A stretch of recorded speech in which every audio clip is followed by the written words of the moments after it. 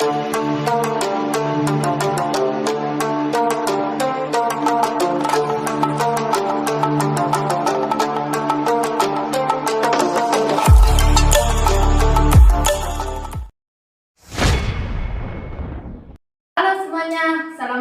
warahmatullahi wabarakatuh. Kembali lagi di Bisa Bincang-Bincang Santai. Masih bersama saya Zaitun, dan kali ini saya sedang bersama rekan Nita Rofi. Apa kabar rekan Nita? Alhamdulillah baik. Gimana rekan Nita sendiri? Alhamdulillah baik juga sih. Tadi sempat kejebak hujan, tapi alhamdulillah bisa nyampe ke sini.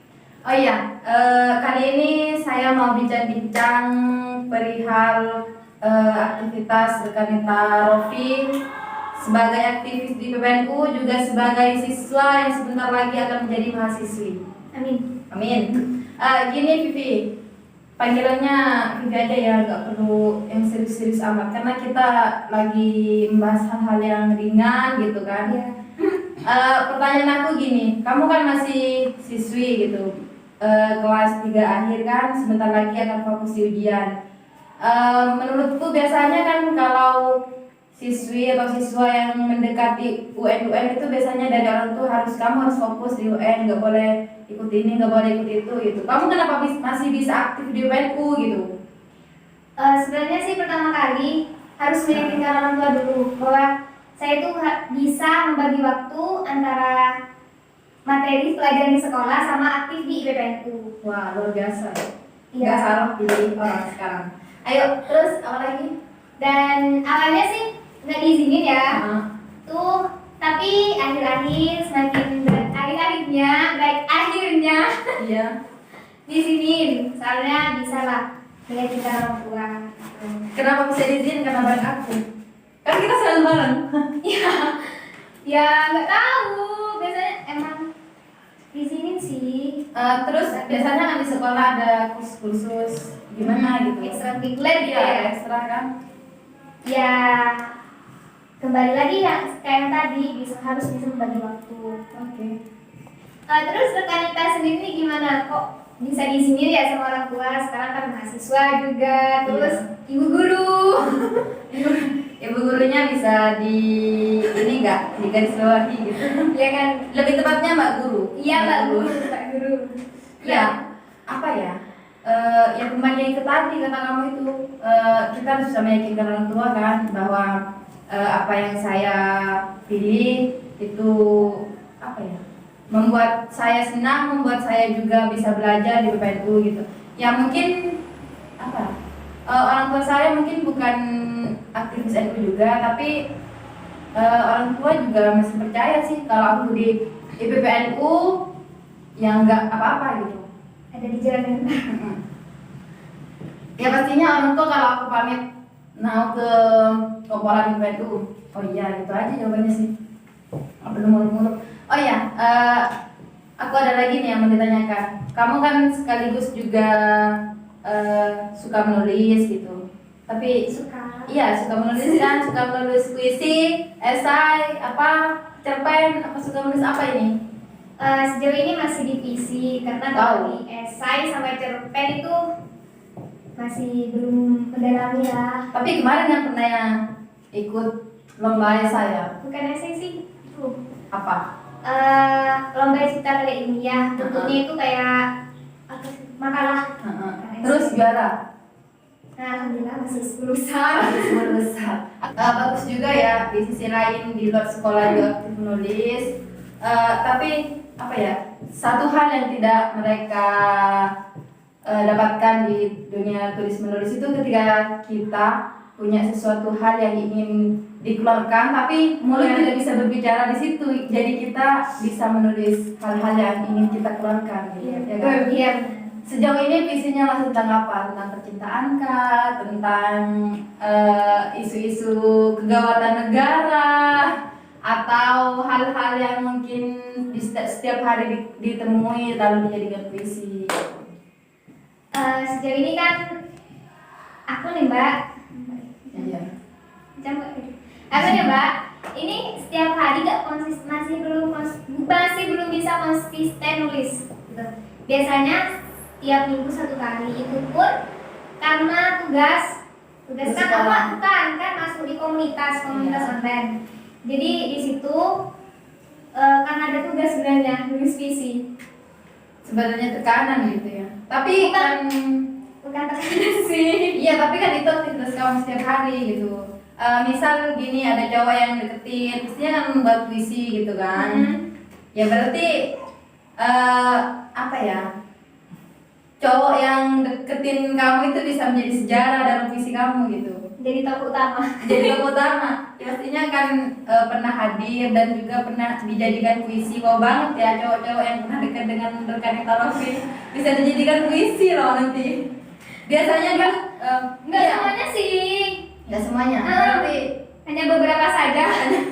hanya beberapa saja yang dijadikan puisi. Iya. Ya nggak, biasanya kalau kata penyair-penyair lain gitu ya, teman-teman aku juga yang aktif di dunia kepenulisan puisi, biasanya kalau ada jatuh cinta, patah hati atau hal lain itu biasanya dijadikan puisi gitu. Hal yang menarik kan kalau kita bisa meluapkan emosi kita, kesedihan kita itu melalui tulisan. Benar sekali ya. Kenapa sih awalnya suka banget tulis puisi? Awalnya sih iseng. Pas pandemi kan nggak masuk sekolah. Terus tiba-tiba ada event, teman nawarin ada event puisi. Dan di situ nyoba awal pertama kali ya mulai dari sejak saat itu lah Mbak. Iya. Oh, berarti pandemi membawa hikmah ya? Iya. Alhamdulillah. Aduh, Mbak juga kan suka nulis. Iya, suka juga. Sejak kapan Mbak? Kalau suka nulis sih sejak kelas 6 SD sudah suka nulis gitu. Terus MTS ada sanggar juga, ya konsisten setiap hari nulis. Tapi kalau sekarang udah jarang sih. Karena kehidupan ketika kita lulus sekolah dengan di sekolah itu berbeda. Ketika di sekolah kan kita ada tuntutan, misalnya di sanggar harus nulis setiap hari, ada tuntutan itu. Tapi ketika kita sudah lulus sekolah gitu ya, nggak ada tuntutan-tuntutan seperti itu, sudah tidak ada lagi. Jadi ya seenaknya aku aja gitu. Misalnya dapat ilham lah gitu, mau nulis ya sudah, duduk nulis sudah gitu. Kalau dulu waktu di sekolah kan kita nulis terus direvisi sama kalau waktu MA sih aku ada guru privat ya untuk nulis itu. Ya disetor ke guru, dievaluasi gitu. Kalau sekarang males aja gitu, lebih ke males untuk hal-hal yang seperti itu. Ya tapi kadang kalau ada momen pas untuk dijadikan sebuah tulisan, misalnya esai, ya sudah nulis aja. Tapi tergantung mood sih. Tapi sekarang masih nulis. Iya masih, tapi tergantung mood. Karyanya itu sekarang ya, saat ini karyanya itu biasanya dimanain sih Mbak? Maksudnya kayak apa, ikut event atau Enggak, kalau sekarang aku untuk lomba-lomba event-event seperti itu, karena sudah pernah DMA ya, sering ikut gitu. Jadi untuk sekarang lebih malas aja itu puisi harus istilahnya itu kan, ketika kita buat puisi untuk event, otomatis puisi kita berperan dengan puisi-puisi orang lain kan. Iya.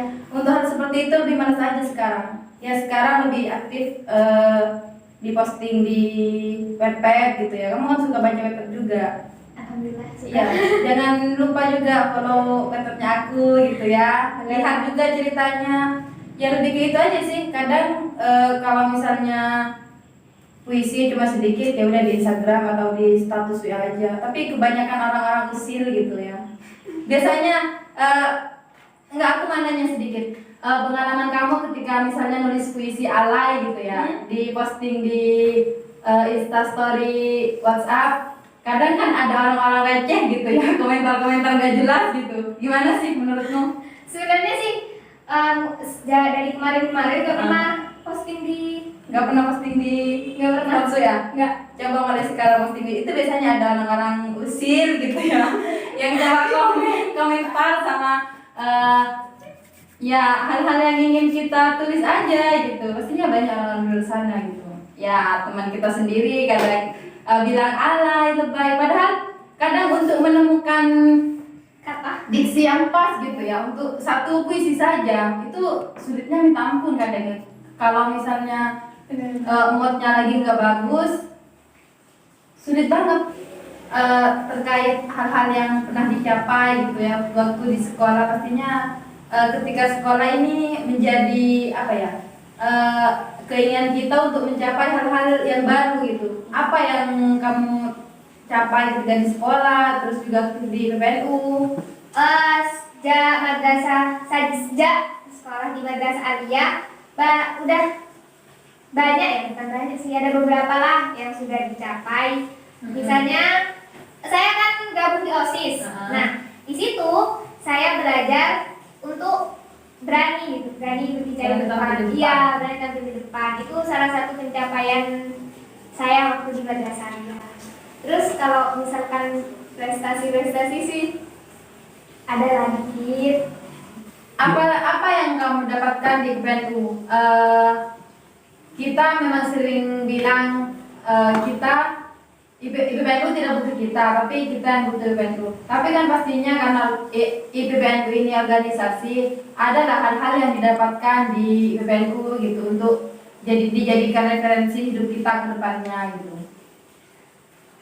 Selain mendapatkan teman baru, jauh lebih level untung, jauh lebih beruntung.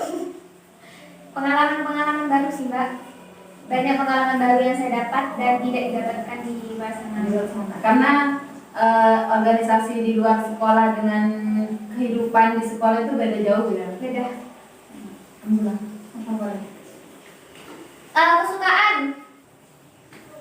Sekarang kan sudah penghujung Desember ya. Biasanya itu para orang-orang yang aktif di dunia tulis menulis biasanya membuat tulisan yang judulnya, yang temanya penghujung Desember atau akhir Desember gitu lah ya. Harapan kamu ke depannya di bulan karena sekarang momennya akhir 2021 ya, yang sebentar lagi mungkin tinggal beberapa jam lagi kita akan sampai di tahun 2022. Harapan kamu gitu sebagai seorang yang aktif di organisasi, juga sebagai siswa untuk tahun 2022. Harapannya banyak, seperti pastinya banyak lisan ya di buku. Harapan-harapan bagus, bisa dicontoh untuk penonton di rumah. Sebenarnya banyak impian yang harus dicapai, bukan harus dicapai, yang mau dicapai di tahun 2022. Salah satunya kan sudah kelas akhir kelas 12, bisa masuk Universitas Indian. Amin. Terus dilancarkan perjalanan untuk menggapai cita-cita. Dan juga saya di sini tugas mengaminkan. Dan juga bisa membanggakan orang tua. Amin. Semakin membanggakan orang tua. Terus kalau Rokanita sendiri apa nih harapannya di tahun 2022? Enggak banyak harapan sih, karena kadang hal-hal yang diharapkan itu ketika tidak sesuai dengan kenyataan, wow, luar biasa sekali hasilnya gitu. Tidak apa-apa, dulu. Tidak banyak harapan sih, cuman menerapkan hal-hal yang selama ini mau diterapkan di tahun 2021 gitu, itu aja sih. Enggak ada hal-hal yang ingin dicapai gitu, karena hidup aku tuh bukannya nggak ada tujuan sih, cuman lebih ke menerapkan hal-hal yang mudah diterapkan, tapi manfaatnya luar biasa untuk kehidupan aku sendiri. Contohnya apa Mbak? Contohnya misalnya teratur setiap hari nulis satu tulisan gitu, entah esai, artikel atau apalah, yang penting setiap hari itu teratur nulis satu tulisan gitu. Ya meskipun tidak di-upload di media manapun, yang penting aku itu tetap istiqomah menulis, pengen istiqomah lagi karena dulu pernah istiqomah menulis. Terus beberapa hal yang mungkin terjadi untuk hal ini terus kedepannya mencoba lagi hal-hal yang pernah dicoba dulu ya, seperti menulis. Semangat juga buat kamu yang suka menulis, kita sama-sama belajar istiqomah lagi ya. Amin. Karena ini sudah waktunya kita break lah istilahnya. Sudah dari tadi kita bicara panjang lebar soal ini itu. sekarang terakhir aku mau tanya, terakhir ya pertanyaan dari aku. Pesan kamu untuk para pelajar NU di luar sana, wabil khusus para perempuan, para rekanita gitu. Tentunya buat pelajar-pelajar NU di luar sana, khususnya kaum perempuan, jangan patah semangat, terus belajar, karena belajar itu sampai nanti tidak ada batasnya kecuali sudah mati. Iya. Mantap. Ya itu saja. Terus satu lagi dari saya pribadi, untuk para perempuan di luar sana jangan pernah minder karena sekarang ya sudah dari dulu pintu untuk perempuan bisa sukses, bisa menggapai mimpi itu terbuka lebar meskipun banyak rintangan. Ayo kita sama-sama semangat. Tahun 2022 semoga kita semua diberikan kesehatan, pandemi cepat usai. Itu saja. Akhirnya dari saya, selamat belajar, berjuang dan bertakwa. Wallahul muwaffiq ila aqwamit thoriq. Assalamualaikum warahmatullahi wabarakatuh.